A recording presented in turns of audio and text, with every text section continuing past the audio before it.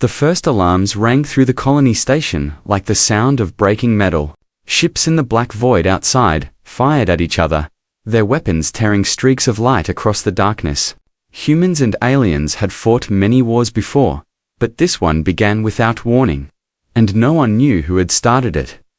Inside the narrow halls of the station, soldiers rushed to their posts. Civilians ran for cover. Among them moved a young alien girl with glowing red skin and tendrils that fell like living hair across her shoulders. Her name was Lyra. She pressed herself against the cold wall as two squads of armored men thundered past, their boots shaking the metal beneath her feet. Lyra had never been trained for war. She was from a quiet farming moon, sent here to serve as an assistant in the medical wing. She carried no weapon, only a small pack of supplies on her back. Her heart raced with fear. The colony was supposed to be safeguarded by fleets, but now the enemy had come so fast. She ducked into a side corridor and nearly collided with a human soldier. He was tall, broad-shouldered, his armor marked by scratches from earlier battles. His helmet hung at his side, showing a rough face with tired eyes and a dark beard. His name tag read Cade. For a second, both froze. Lyra's tendrils twitched nervously, and she tried to step away. Humans made her nervous, strong, loud, always seeming certain of themselves. But Cade only gave a quick nod, his voice steady, though rushed. "Medical wing?" he asked. She swallowed and nodded. "Yes, good, come. They'll need every hand they can get." Before she could argue, his hand guided her forward. Not harsh, but firm. The two moved quickly through the dim corridor. Explosions shook the walls, and dust drifted from the ceiling. Doors opened to reveal frightened families hiding inside. Children with wide eyes clutched their parents as the sound of gunfire echoed from far away. When they reached the medical bay, the sight nearly broke her. Beds were already filled with the wounded. Human and alien alike lay bleeding, groaning, or silent. Doctors shouted orders. Nurses moved quickly, and machines beeped warnings. The smell of smoke and iron filled the air. Lyra froze in the doorway, unsure if she could face it. But Cade's voice pushed her forward. "You'll help. They need you." So she did. She carried bandages. She pressed her hands on wounds to stop bleeding. She fetched water, and she comforted those who cried. Hours passed like minutes. The sound of battle outside never stopped. Yet in the chaos, she noticed something. Whenever she moved to help, the human soldier was there too. He carried the injured from the halls to the beds. He held back panic with his calm orders. He even gave up his own ration water to cool the burning lips of a wounded child. He worked beside her, as if they were partners. Once, when she struggled to lift a heavy supply crate, he stepped in. His hand brushed hers as he took the weight easily. She looked up, surprised by his nerve. His eyes met hers, and for the briefest second, she felt something strange, a warmth she had not felt before. Then he looked away, placing the crate down, and the moment was gone. As the night deepened, exhaustion pressed on her. Her tendrils drooped, her arms ached, but she kept moving. Then, during a quiet moment, she caught a reflection of herself in a metal panel. Her skin was smudged with dirt, her eyes tired, her body shaking. She sighed. Lyra had always believed she was less than others of her kind. On her home moon, whispers followed her. She was told her tendrils were too short, her frame too slight, her glow too dim. The cruelest of them said she was not fit to carry a child, not worthy of continuing her line, not breeding material, they had sneered. And though she had run far from that place, the words still lived in her heart. She turned her face away from the reflection. Ashamed, it was then she heard Cade's voice. He stood beside her, placing a blanket over the shoulders of a sleeping patient. His words came simple and soft, meant only for her. "You're stronger than you think." She looked at him, confused. What he met her eyes, steady and sure. "You've done more today than many soldiers, I know. They'd be lucky to have you." Her lips parted, but no words came. The warmth she had felt earlier returned, spreading through her chest. No one had ever spoken to her like that before. Not with respect, not with belief. She did not know how to answer. Outside, the battle raged on. But, inside, for the first time, Lyra felt something stir in her heart. Not fear, not shame, but hope. The war outside the station showed no sign of slowing. Through the narrow windows of the medical bay, streaks of fire crossed the black sky as ships clashed. The sound of distant explosions shook the floor from time to time, making the wounded stir and the doctors glance up in fear. Lyra had not slept since the fighting began. Her body was tired, her tendrils hung low, but she could not stop. Every time she thought of resting, another cry for help reached her ears. She forced herself forward, bandaging wounds, carrying water, and whispering soft words to calm frightened patients. Cade never left either. The human soldier moved through the chaos with steady focus. When another barrage shook the walls, he was the one who stood firm, telling everyone to hold together. His presence gave strength, even to those who were too weak to lift their heads. Lyra tried to avoid looking at him too much, but her eyes always found him. She told herself it was because he was unusual. Humans were not common in her life. But deep inside, she knew it was something else. The way he carried himself, the way his words had touched her, kept echoing in her heart. During a quiet moment, as the doctors prepared more medicine, she sat on the floor with her back against the wall. Her chest ached with exhaustion. Cade appeared beside her, holding a small canteen. "You should drink," he said, offering it. She shook her head quickly. "The patients need it more." "You've given enough," he answered, pressing it gently into her hands. "If you fall, who will help them then?" For a moment, she hesitated. Then she lifted it and drank, the cool liquid sliding down her throat like a gift from the stars. She handed it back, whispering, "Thank you." His eyes softened. "You don't give yourself enough credit, Lyra." Her heart skipped. "Why? Why would you say that?" He tilted his head. "Because I've seen you work. You don't stop, you care. That's more than most." She lowered her gaze, unable to meet his. Memories of her past came back, the cruel words, the laughter of those who judged her unworthy. She clenched her hands together.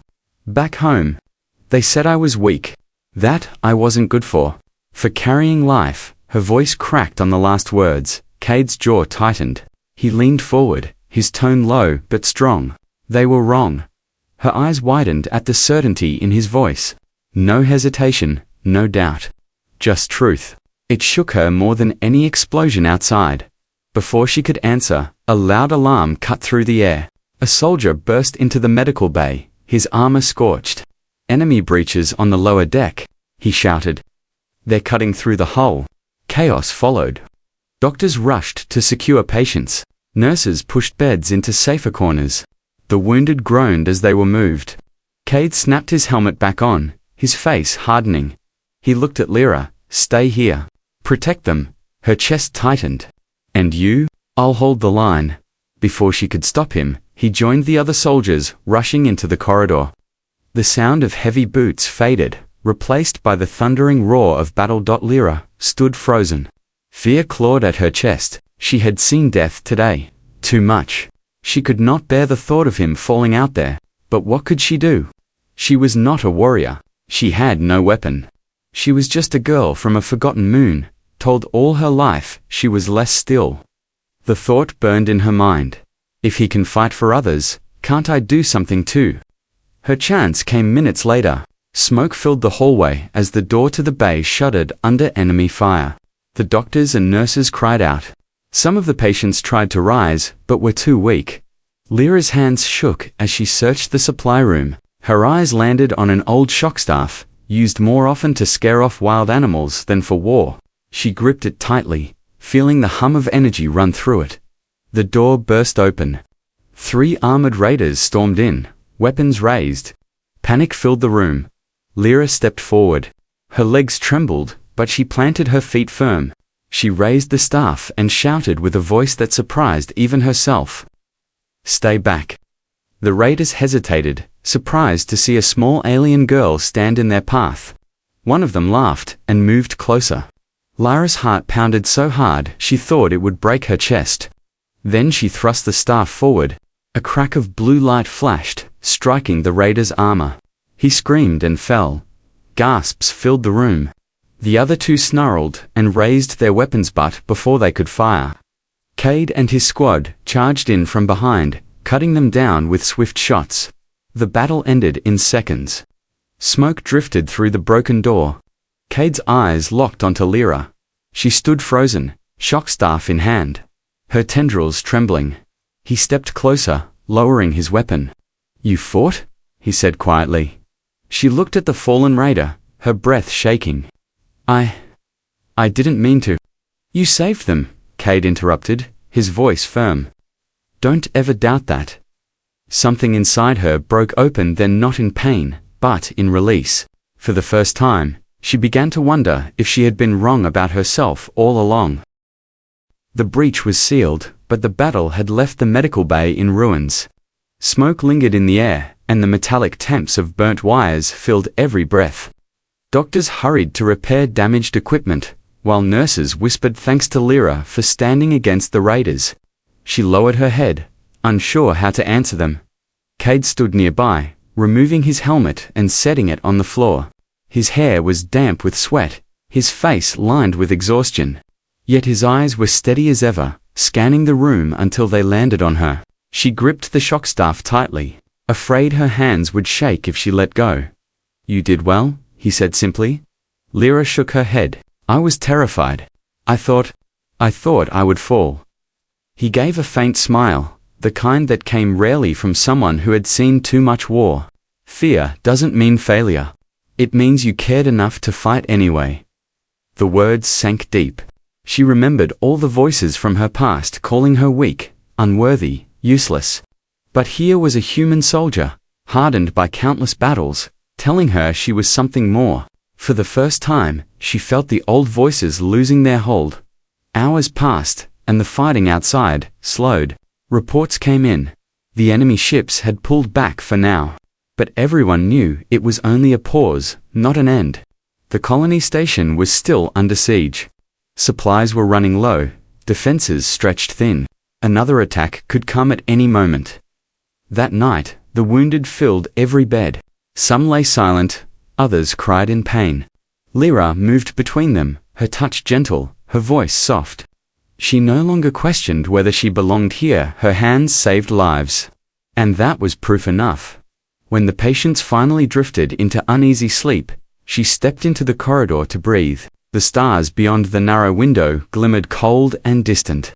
Her reflection shone faintly against the glass, her red skin glowing in the dim light, her tendrils curling weakly. She whispered to herself, "Not breeding material."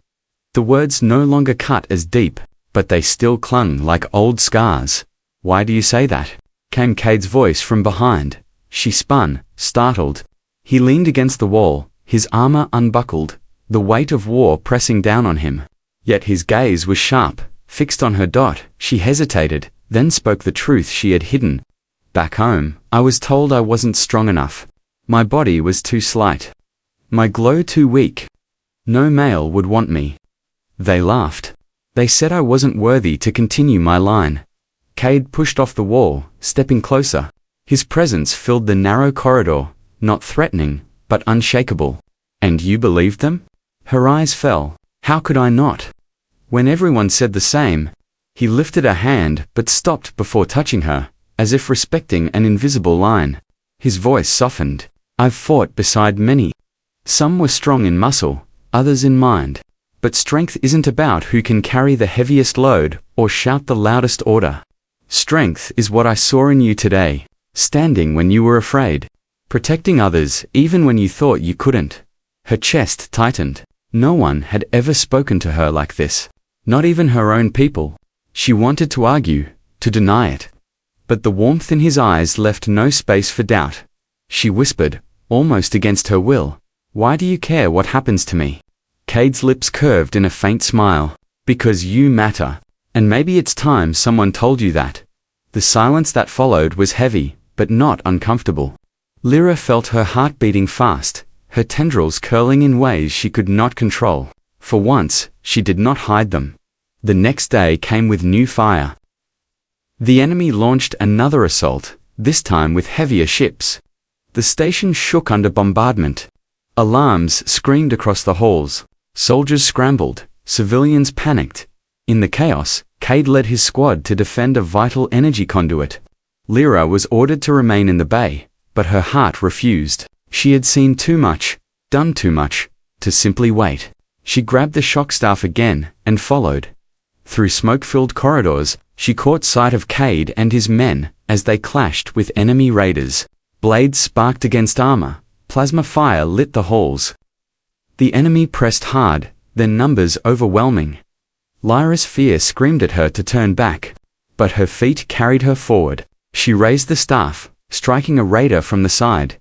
The crack of blue energy dropping him instantly. Another turned on her, but she ducked low, slamming the staff into his legs.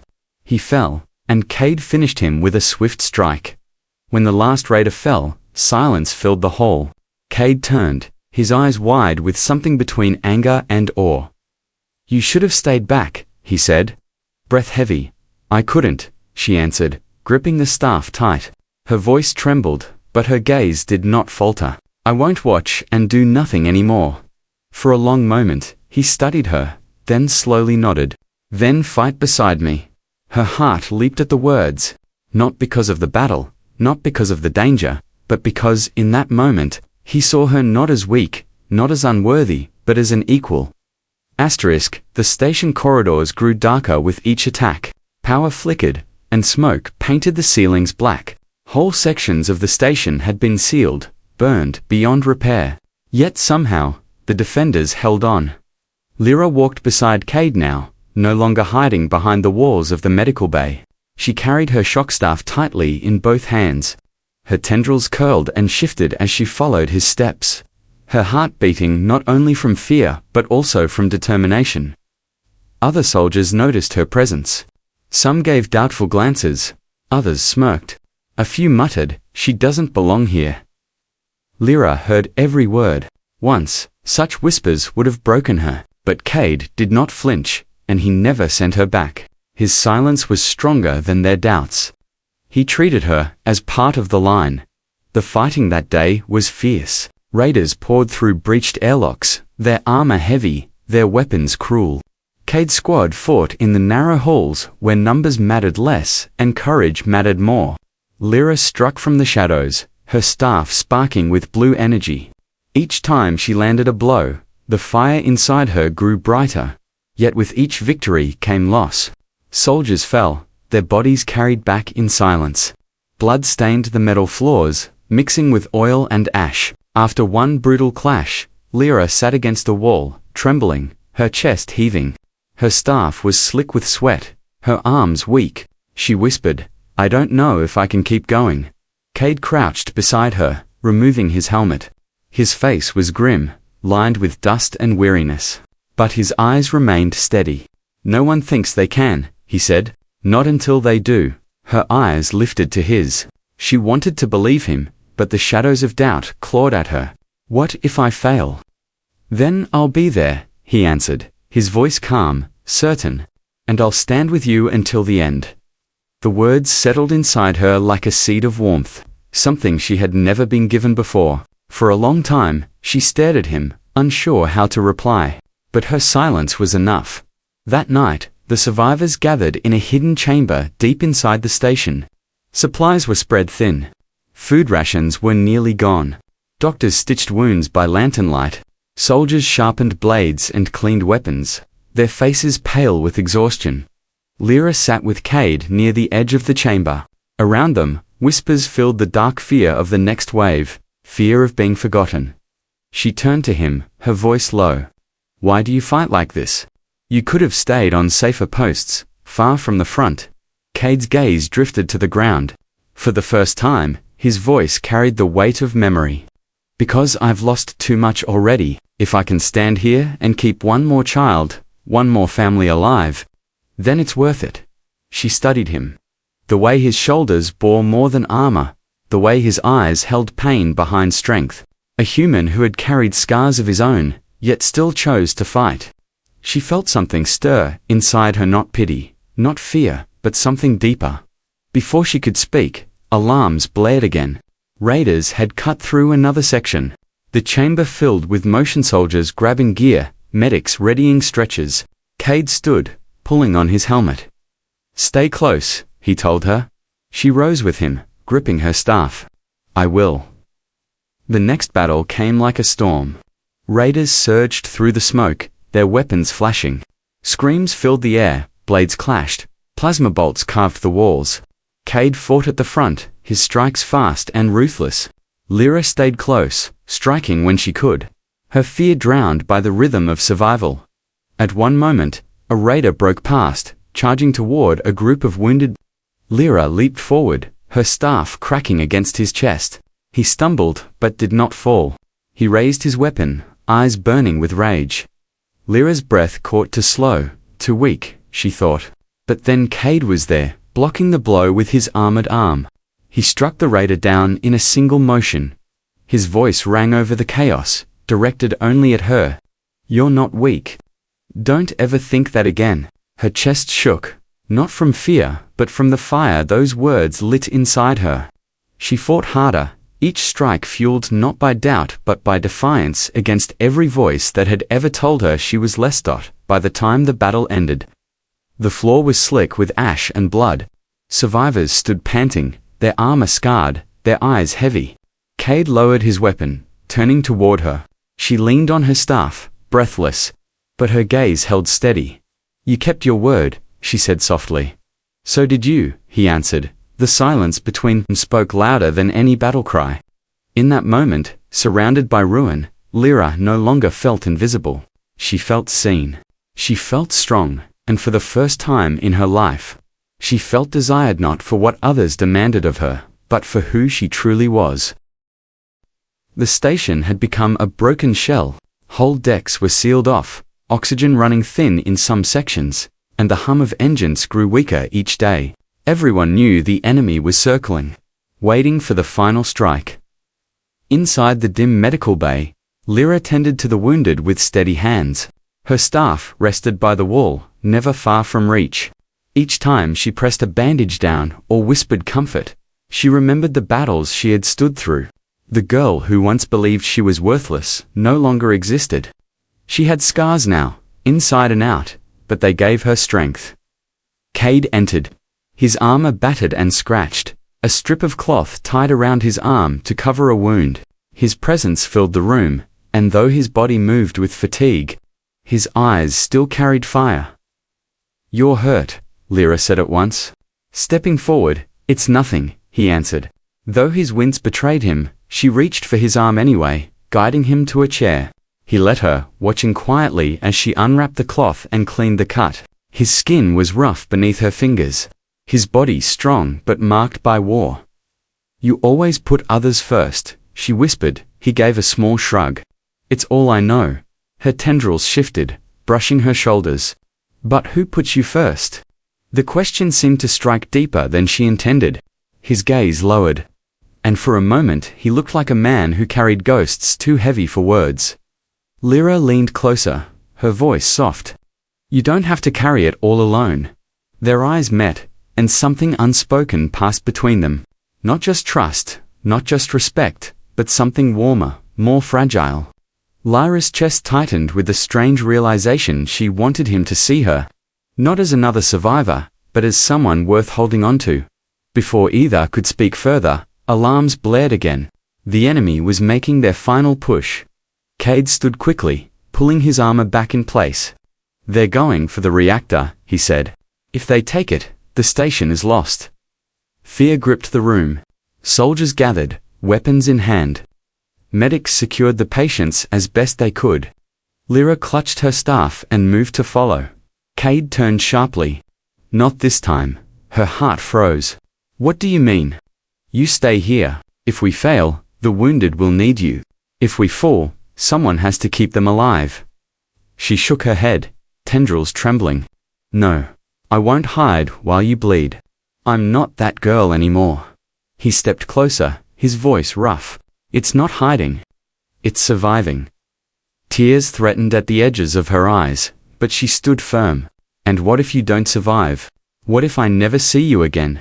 For a moment, silence hung between them, heavy with everything they hadn't said. Then Cade lifted a hand and brushed the back of his fingers against her cheek. The touch was brief, gentle, but it sent fire racing through her veins. "You've already changed more than you know," he whispered. "If I don't come back, remember that." Her breath caught, and before she could answer, he turned and left with the soldiers. The battle for the reactor was brutal. Explosions shook the floor. Sparks rained from the ceilings, and the air filled with smoke so thick it burned the lungs. Cade's squad fought desperately. Every step forward earned with blood. Back in the medical bay, Lyra paced like a trapped animal. Every scream through the cums made her heart race. She wanted to run after him, to fight by his side, but she had promised to stay. She forced herself to tend to the wounded, though her hands trembled with every touch. Then came the worst sound, the reactor warning siren. The enemy had reached the core. If they breached it, the entire station would burn. Lyra's fear broke. She grabbed her staff and ran through smoke-filled halls. She found herself at the edge of the reactor chamber. Flames licked the walls, bodies littered the floor. Cade fought at the center, his armor cracked, his blade flashing as he held off wave after wave. She didn't think. She charged forward, striking a raider before it could stab him from behind. Sparks flew as her staff connected. Cade spun, shock flashing in his eyes when he saw her. "I told you to stay," he shouted over the roar of battle. "And I told you I won't watch you die," she shouted back, her staff glowing with every strike. Side by side, they fought, their movements falling into rhythm, his strength, her speed, his shield, her staff. Together, they pushed the raiders back, step by step, until the chamber fell silent at last. Cade leaned heavily against a wall, his chest heaving. Lyra stood before him, her body trembling, but her gaze steady. "You saved me," he said, voice rough. Her hands shook, but her words were strong. "No. We saved each other." In the silence that followed, the only sound was the distant hum of the reactor, still alive because of them, and in that silence, both knew something had shifted, not just the battle, but their hearts. The final battle had torn the station nearly apart. Whole decks lay in ruins, walls scorched black, corridors filled with smoke. Yet, the reactor still hummed, alive because Cade and Lyra had stood their ground. The enemy had withdrawn at last. No one knew if they would return, but, for now, the survivors had peace. Soldiers slumped against the walls, too tired to even cheer. Medics worked in silence, their hands heavy with exhaustion. Lyra sat on the cold floor, her shock staff across her knees. Every part of her body ached. Her skin streaked with soot, but her eyes remained clear. For the first time, she did not feel small. She did not feel weak. She had faced the fire and stood tall. Cade approached, his armor cracked, his face pale with weariness. He lowered himself to sit beside her, leaning back against the wall. For a while, neither spoke. The silence felt full, like the calm after a storm. Finally, Lyra whispered, "I thought I was nothing.